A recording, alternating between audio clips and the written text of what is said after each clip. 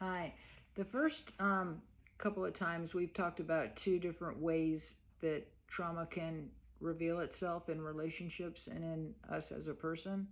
And of course, there's a much more multitude of varied way, but I'm trying to just put things into some categories so that we just have a way to think. And, as much as I'm just throwing out uh, generalities for these different categories, I want you to know I deeply understand um, that each person has a very legitimate reason to be traumatized and to be having the trauma they had. And so, what they've had to do is they've had to react to the trauma instead of to maybe authentic, genuine love. And so, what that's done is it's put them in a position where they've had to become someone who they really are not. They had to become their survival mechanisms. When in reality, if they had had a safe environment, they obviously would have relaxed and been able to develop who they really are. And it's still possible to do that. That's the good part, is there's still time, no matter how long it's been, how long the trauma went on, how deep the trauma was. You can heal and still become who you were created to be, who you were meant to be, and not who you had to become. So let me say that first of all, because with this particular category, it could sound like you're dissing the person, and I'm not. This is their particular ways of reacting and coping to legitimate trauma.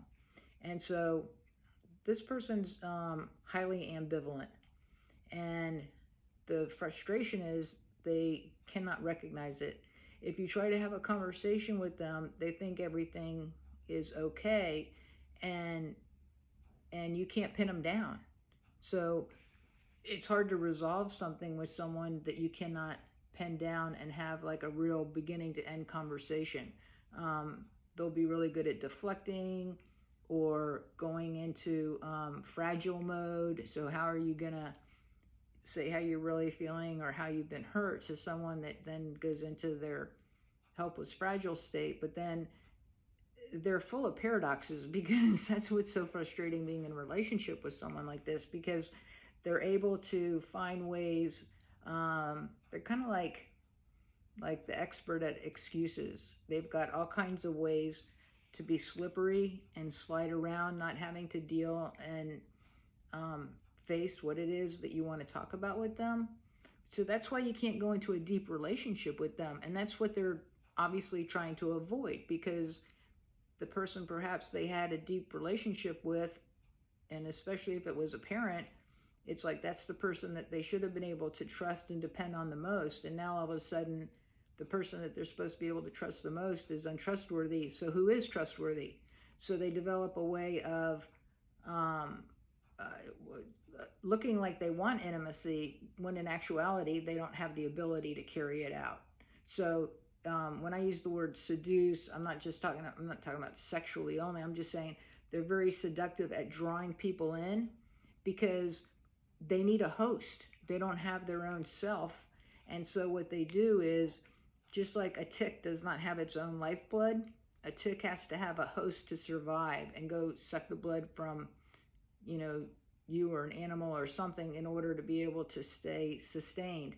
And this is what this person's learned to do. And because they don't want, unconsciously, they're not wanting intimacy, because again, that's what it feels like got them in trouble in the first place, being deeply connected and deeply giving their heart to someone.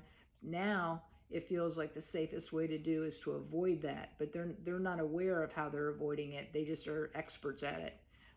It's something that they just become accustomed to doing. That's how they've lived life. So if, for example, the relationship even does start feeling close, they will find a way to sabotage it because they can't handle it. It's like that would start becoming like a real relationship. So anytime you're, just even in a friendship, you're trying to look for commitment and just even things as simple as times to get together, or wanting to have like a really hard talk, but not, out of cruelty, but because you need to try to say things to them, give them feedback so that the relationship could actually even be better and more intimate.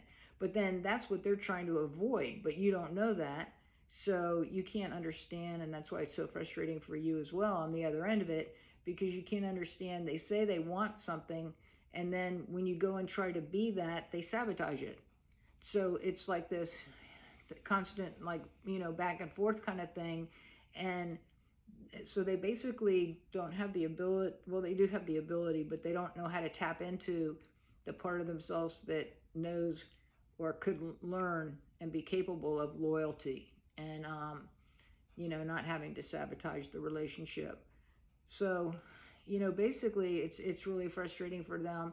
And what they have to be able to learn to do is find out what it is that's blocking them from feeling terror at connecting deeply with someone, because there's something in them that as soon as it starts feeling really good and close and everything's going great for us, like, or people that have healed, it may be that you would be able to enjoy that, but for them, it's like that's the scary music, starting like right before, like the scene in a movie, how they start that music.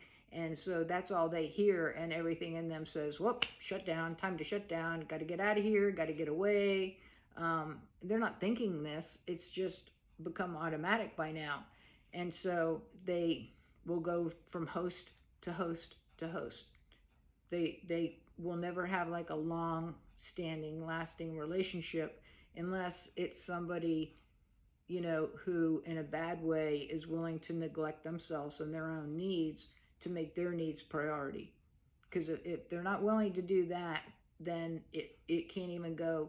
That's not intimacy, that's not real relationship, but that is what would make it be able to have any elongation to it. Otherwise, it'll eventually wear out, because it's almost like, when you fall in love, and just those, feelings, those good feelings, and the pleasure and the joy and the euphoria and all that you're feeling, it's they want that, and that's it. That's their drug. So as soon as, even in friendships, anytime things are going really, really well, but then, ooh, the scary music starts, it starts getting real. Loyalty needs to be more added, real conversations that you don't deflect from, but are able to have, needed conversations with the person to deepen the relationship. If they're avoiding all that, they've got to find a way to leave you and find something wrong with the situation so that they can move on to the next person, because they really do believe that it's the relationship, not them. They're not seeing their internal struggles. They're not seeing where they're contributing to the relationship. So basically, I would say, if you're around someone and you're sensing these kinds of interactions with them, then that's a pretty good sign that there's some kind of trauma that they're trying to avoid, that they're just not willing to face. And and you would hope, after not having any relationships and going from person to person to person, that even that would be lonely for them, and it is. But they can't figure out what the problem is until they're willing to look at their trauma. So if you know anybody like this, or you're around anybody like this, at least I'm trying to give you some understanding for yourself if it's how you're feeling, and maybe you can identify with some of these things. Or if you know someone, then you know what's going on with them, and it's not you. And I'm just telling you, not, again, not coming from a unkind place, but you can't have a relationship with someone like this. It's not you. There's nothing you can do until they go through some healing and learn how to not betray and be disloyal. It's going to continue happening, and you're going to continue having your heart broken, and there's no need for that. So the most loving thing you could do is disconnect, because for your own heartache, and then also, hopefully, sometimes that's what makes this kind of person come to their rock bottom, is they lose enough relationships over time, and they can't connect with anybody, and they start realizing you know, maybe there is something going on inside of me that's contributing to this. Boom, that's perfect. Then the healing can start. So anyhow, just wanted to share all that with you for Soul Chat. And I think what I want to do next time is there's so many different variety of questions coming in that it feels like addressing it as a whole, but then, you know, it's open for interpretation. So, um, you know, anything that you think that sounds like you want to respond to or ask me a question about in private message, or actually, you know, to post, however you feel comfortable doing it, then I think that would be the best way to do it, because I want to show how with each of these three styles we've talked about so far, what is it that they would need to do to begin their healing. Like, what is it they'd have to start looking at, because, you know, they can't obviously deal with all this at one time. And you can't just tell a person, don't betray anymore. You know what I mean? Like, that, you got to get to the roots of things is what I'm saying. And so that's what I really want to do next time, is try to get to the root healing beginnings of each of these three styles we've talked about so far.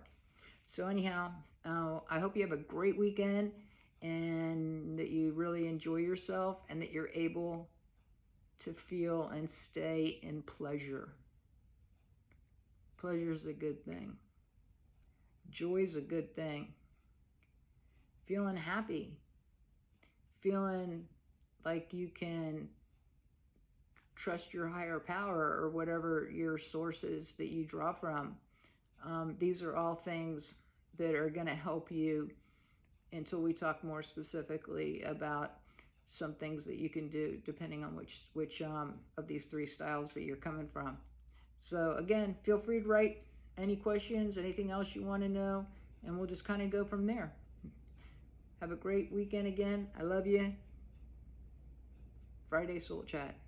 See you again soon. Next Friday. Bye-bye.